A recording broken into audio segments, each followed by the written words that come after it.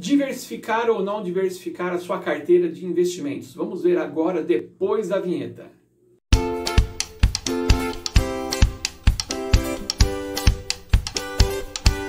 Atenção! O conteúdo a seguir não é uma recomendação de compra ou venda de ativos. Olá, investidores, sejam bem-vindos mais uma vez ao canal Ação e Ações. Eu sou o Pedro e estou aqui para falar hoje com vocês de um assunto que vai trazer aí algumas quebras de paradigma. Sim, é a diversificação da carteira. Muita gente fala, né? A gente escuta muito isso no meio dos investimentos em renda variável, sobre diversificação da carteira, né? Muita gente falando, olha só como minha carteira está diversificada. Tem gente que às vezes nem sabe muito bem o que está falando, mostra uma carteira ali com 5 bancos e fala, olha só como minha carteira está diversificada. Na verdade não está diversificada, ela está concentrada em empresas de um mesmo nicho, tá? Mas o que eu quero trazer aqui para vocês? Uma reflexão para que vocês possam tirar as suas próprias conclusões, se diversificar, se é a vantagem ou é a desvantagem. Então vamos aqui. Bom, alguém disse, né, no meio do mercado aí, alguém já disse, e tantas vezes vocês já ouviram, nunca coloque todos os ovos numa mesma cesta, né? Porque é a mesma maneira de dizer, divida o seu dinheiro e a sua atenção, né? Então você tem aí uma determinada quantidade de capital para poder investir, e você vai montar aí sua carteira, como eles pedem para que vocês façam, com 10 ativos, com 20 ativos, né, bem diversificada, e vai dividir a sua atenção em 10 partes iguais, em 20 partes iguais, tá? Mas existe um cara chamado Warren Buffett, que tem um outro tipo de pensamento a respeito disso. E ele diz o seguinte: coloque todos os seus ovos numa mesma cesta e vigie a cesta. Eu vou trazer uma reflexão minha aqui a respeito desse assunto. Imagine você está dando uma festa infantil, você é responsável por aquela festa, é a festa do seu filho, tá? Você conhece muito bem a criança que você tem, você conhece muito bem o seu filho, sabe aquilo que ele pode fazer, aquilo que ele não tende a fazer, não tem tendência a fazer, tem tendências de comportamento, mas existem outras 20 crianças, amiguinhas ali, que estão no mesmo recinto que você não conhece, você não sabe a criação, não conhece os pais, não sabe o tipo de comportamento, o perfil de cada uma delas. Você prefere tomar conta de 20 crianças, dividir toda a sua atenção nessas 20 crianças, ficando atento a possíveis artes que ela possa fazer, ou prefere cuidar da sua criança que você conhece? Vou deixar essa pergunta aí para você, tá? Legal, qual que é a outra máxima, né, que a gente escuta bastante aí no meio dos investimentos, né, no meio dos investidores de renda variável? É a tal do gerenciamento de risco, tá? Vou falar um pouquinho aqui a respeito sobre o risco sistêmico e não sistêmico para poder dar aqui um pano de fundo, tá? O risco sistêmico é o risco que ele é inerente, né? Ele pode acontecer para todo tipo de ativo que você tem na sua carteira, tá? Todos os investidores estão sujeitos a ele. Por exemplo, a pandemia, né? A pandemia foi um efeito mundial, né? Uma causa aí mundial, e que trouxe e está trazendo ainda efeitos ruins, né? Para muitos tipos de investimento. Para outros pode ser bom, mas digamos que para a maioria, para a grande maioria, foram resultados, num primeiro momento, bem ruins, tá? E o risco não sistêmico é justamente aquele que ele é pontual, ele é um risco inerente a um determinado nicho, tá? Digamos assim, você investe em bancos, e aí vem o governo e fala que a partir de um determinado momento ele vai elevar a taxa de juros, ou ele vai começar a tributar em cima de determinados ganhos que os bancos têm, enfim, ele toma uma decisão em cima daquele tipo de papel especificamente, então aquele risco, aquele suposto prejuízo é para aquele papel, tá? Bom, esse gráfico aqui mostra então nessa barra do eixo Y o risco e na barra do eixo X aqui das abscissas os nossos ativos. O que ele está dizendo para a gente? Aqui tem um risco sistêmico, então está igualado, digamos, tanto para quem tem apenas um ativo ou para quem tem muitos ativos, é o mesmo risco. Então vem uma pandemia, ela vai pegar você que tem na sua carteira apenas um papel, ou você que tem na sua carteira, e também você que tem na sua carteira 20 papéis, tá? E aí tem a curva aqui, ó, do risco total, que diz respeito ao risco não sistêmico, tá? Então é aquela história. Digamos que você tem apenas um banco aqui, a sua carteira ela tem um ativo só e é um banco, e aí vem o governo e taxa ali alguma coisa e impacta diretamente, então, o teu papel. Então aqui, ó, o risco total é muito alto, tá?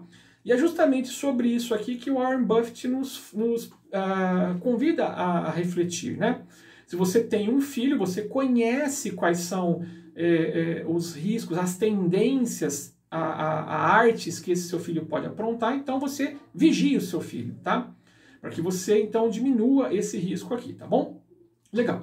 Qual que é a proposta, então, desse conteúdo de hoje? Bom, nós temos 10 mil reais e eu vou fazer uma comparação entre um investidor. Lembre-se que eu estou falando aqui para investidores como eu, tá? Holders, que fazem aí o buy and hold. O que é o buy and hold?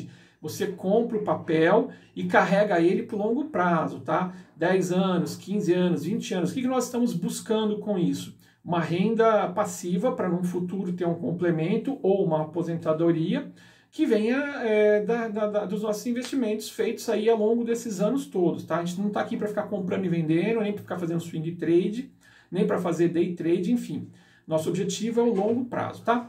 Então eu vou trazer aqui, ó, uma situação onde o investidor ele tem 10 mil reais para poder investir em renda variável. Não vou falar aqui de renda fixa, de outros ativos, tá? Não vou diversificar dessa forma, é só renda variável, tá bom? Então 10 mil reais e nós temos aqui 11 ativos, tá? Itaúsa, Ambev, Banco do Brasil, Raia Drogasil, MRV, AVEG, Via Varejo, Taesa, a JBS, Sanepar e Vale. Então, nós vamos escolher aqui duas situações, dois cenários, tá? O primeiro é colocando 10 mil reais totalmente em um desses ativos, e a segunda simulação é distribuindo, então, 10 mil reais em partes iguais, ou seja, R$1.000 para cada um dos outros 10 ativos que sobrarem, tá? Para isso, eu trouxe aqui as cotações históricas no final de cada ano. Então, em 2014, Itasa custava R$ 3,97, no final de 2015, R$ 4,79 e por aí vai, tá? Trouxe aqui a cotação de cada um dos ativos. Então, vamos lá. A primeira situação que eu proponho é 10 mil reais totalmente em Sanepar. Eu vou comprar 10 mil reais de papel da Sanepar lá em 2014, tá? Ou vamos diversificar para as demais ações que sobraram aqui, tá? Então eu tirei Sanepar de um lado e deixei as demais ações aqui. Então eu tenho aqui ganho de capital e ganho de capital. Nós vamos simular aqui o ganho de capital, ou seja, eu comprei em 2014 por um determinado preço, e se eu fosse hoje, em 2021, vender tudo que eu comprei, o quanto que eu iria ter então de ganho de capital, e vou trazer também os proventos pagos por cada um desses papéis ao longo de todos esses períodos, né, 2014 a 2020, e a gente faz um somatório e vê quanto que esse investidor teria ganho de um lado, se ele tivesse não diversificado, e quanto ele teria ganho de um outro lado se ele tivesse diversificado, tá? Então vamos lá, a primeira situação com a Sanepar.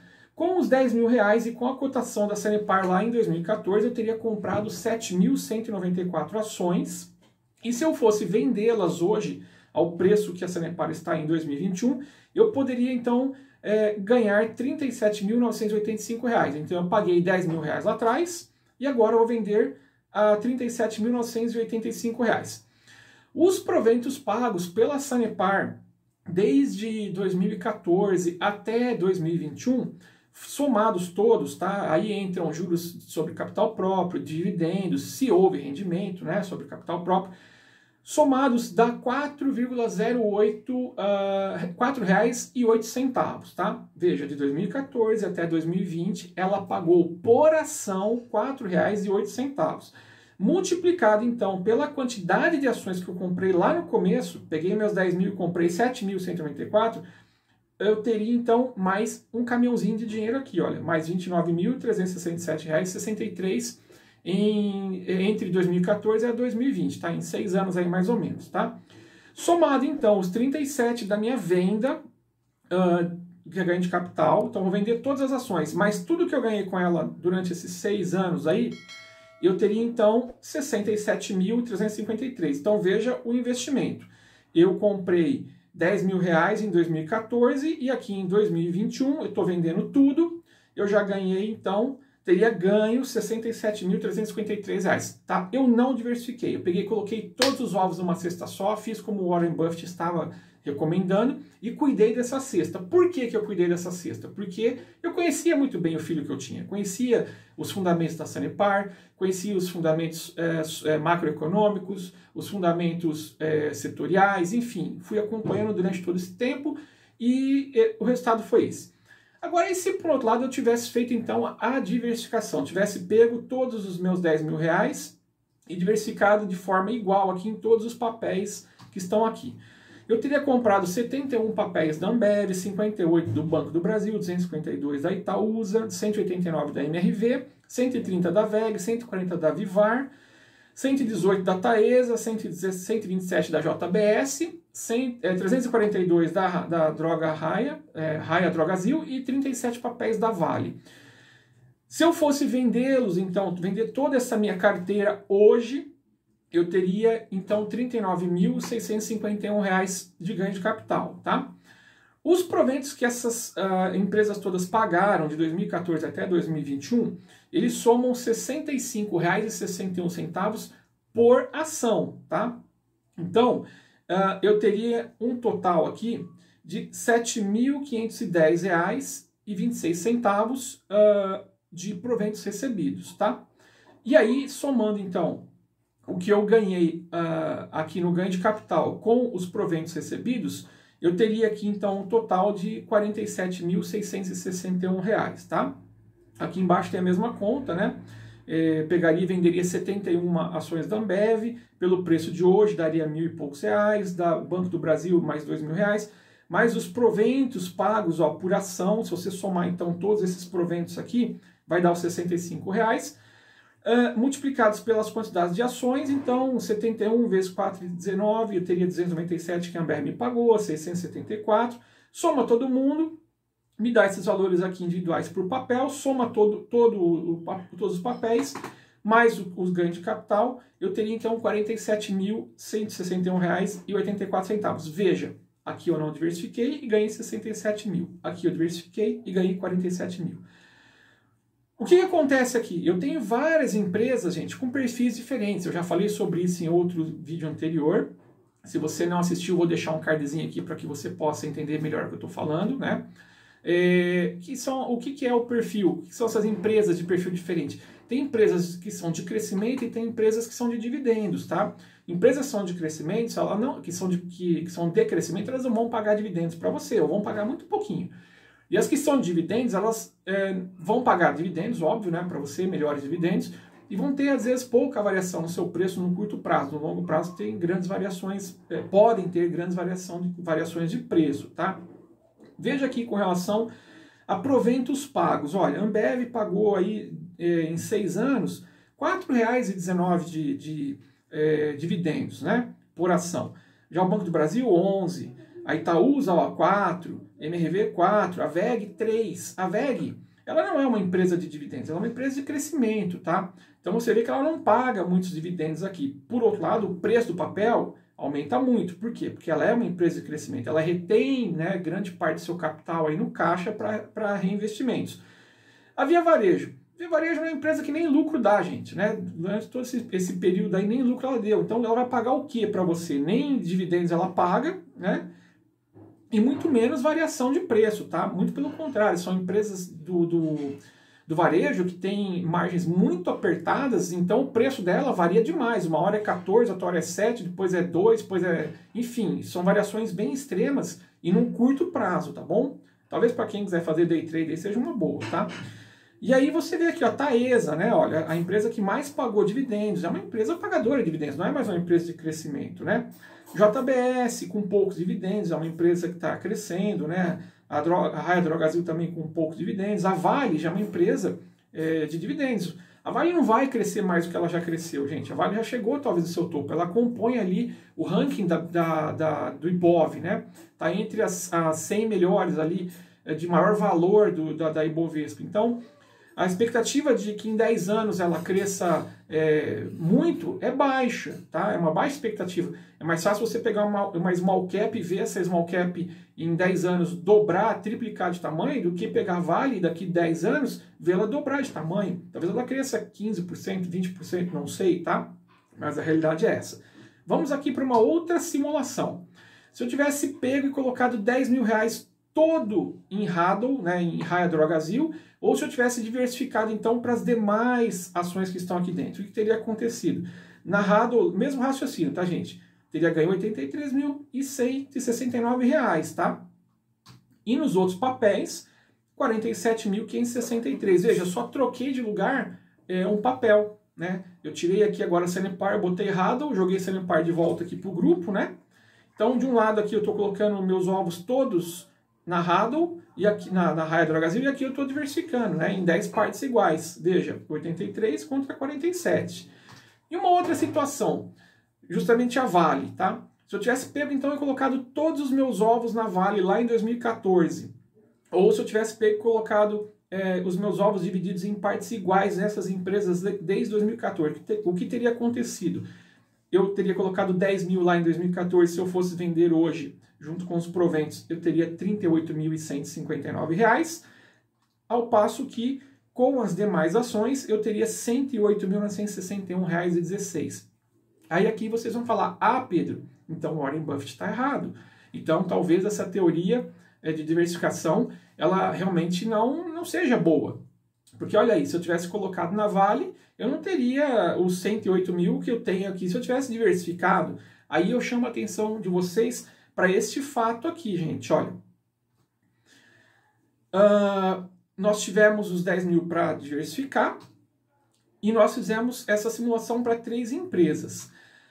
Precisa conhecer a criança que você está tomando conta, tá? Veja que a HADL, né, a Raia Drogasil, ela teve potencial de 2014 até 2021 de crescimento de preço aqui de 8,2 vezes, né?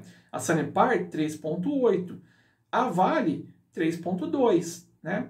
Você precisa conhecer, pelo menos ter uma ideia, né? Um fluxo caixa um estudo de fluxo caixa projetado, um estudo de mercado desses fundamentos setoriais, macroeconômicos, econômico-financeiro, enfim, para poder fazer uma projeção de como que essa tua empresa vai estar daqui 5, 10, 15, 20 anos, onde que ela pode chegar, o que pode acontecer que pode impactar o preço dela ao longo desses anos, né?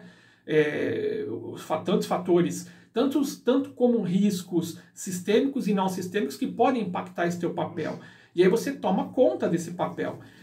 Eu não teria entrado em Vale. Eu conheço já essa empresa, já conheço os fundamentos dessa empresa, já conheço quais são os riscos, né, sistêmicos e não sistêmicos que impactam Vale.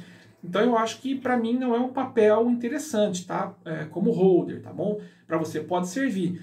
Então, eu teria realmente escolhido algumas dessas outras empresas, Sanepar, Taesa, VEG, enfim, para colocar dentro do papel. E esse é o segredo, tá, gente? Ao passo que quem tem aí uma carteira com 20 ativos, pode ser que não chegue a lugar nenhum, né? Ou até vai chegar, não vou dizer que no longo prazo, gente, como eu estou falando aqui para holders, né, nós estamos falando no longo prazo, não vou dizer para você que no longo prazo você não vai ter rendimentos, né?